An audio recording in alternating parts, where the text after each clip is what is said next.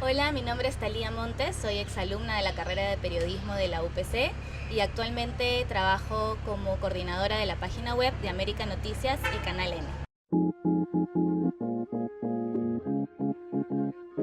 La idea de escribir de los Chapis me nació después de conversar con Chema Salcedo, que los había conocido y que en esa época, en el 2007, estaba justo haciendo algunas coordinaciones con ellos. Y me gustó esos dos personajes de Jaime Moreira y Chapulín el Dulce,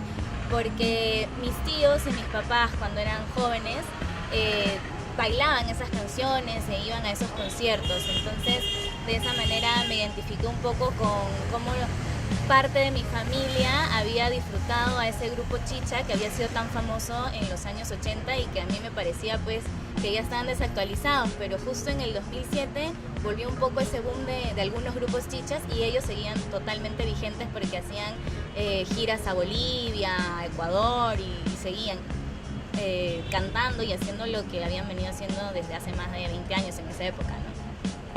Lo que más me gustó haciendo el libro de los Chapis fue buscar a los personajes. En el curso te piden normalmente 25 fuentes y tú dices, ¿cómo voy a conseguir a tantas personas para que me hablen de estos dos personajes? Y en el camino te vas dando cuenta de que vas consiguiendo al amigo, al que fue chofer de ellos, a un niño que imitaba a Chapulín el Dulce y que salió en el periódico por eso. Y conseguir darte cuenta que eres capaz de conseguir y armar la historia me pareció lo máximo.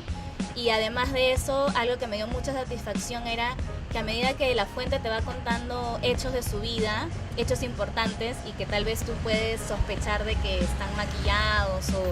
o enaltecidos por su memoria, descubres que sí fueron verdad. Ellos siempre se jactaban de haber llenado el estadio de Alianza Lima en un concierto que ellos hicieron versus Aníbal López y La Única, me parece una banda de salsa. Y cuando ves las fotos en los periódicos que salieron en los titulares y en primera plana de determinados periódicos populares, tú dices, realmente ellos fueron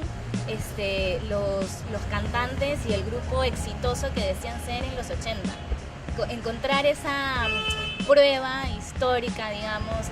darte cuenta de que lo que te dicen sí fue verdad, me pareció también muy gratificante. Bueno, lo más difícil fue la parte de escribir. Uno, que a mí me costaba escribir porque creo que tengo otras habilidades más que esas,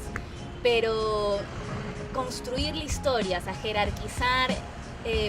los datos, cómo vas a contar la historia, cómo va a seguir esa hoja de ruta para contar la vida de esos personajes, me pareció que es lo más costoso, porque no es escribir una monografía o una tesis, es escribir una narración que no solamente sean palabras, sino que los datos que tú pones ahí terminen siendo valiosos para el lector, o sea, que el lector se quede con un pedazo de información vital a raíz de toda esa historia que tú vas contando. Bueno, a mí justo les comentaba que lo que más me había gustado había sido buscar los personajes en torno a Jaime Moreira y a Chapulín el Dulce. Y casualmente cuando yo salgo de la universidad, incluso desde antes cuando empecé a hacer prácticas profesionales, me dediqué a hacer producción en radio y después producción en tele. Y me dediqué a eso, a buscar al personaje difícil para la entrevista política o para la entrevista de perfil. Y me ha servido muchísimo poder rastrear, saber cómo buscar, a quién preguntar, contrastar la información para hacer una buena entrevista, para que tu conductor llegue preparado para hacer una buena entrevista. Eso definitivamente te sirve muchísimo, saber conseguir a los personajes, contrastar la información, no quedarte con lo primero que te dice tu entrevistado, en este caso tu personaje del libro, y construir historias en base a la información que tienes. Les recomendaría que siempre traten de contrastar todo lo que les dice su personaje, porque la memoria siempre va a hacer que uno endulce los recuerdos o los enaltezca un poco más. Entonces hay que creerle siempre al personaje la mitad de lo que te dice y la otra parte pues contrastarla siempre y ser ordenados, porque van a tener tan cantidad de información que van a hacerse un mundo. Entonces si son ordenados van a poder hacer mejor el trabajo.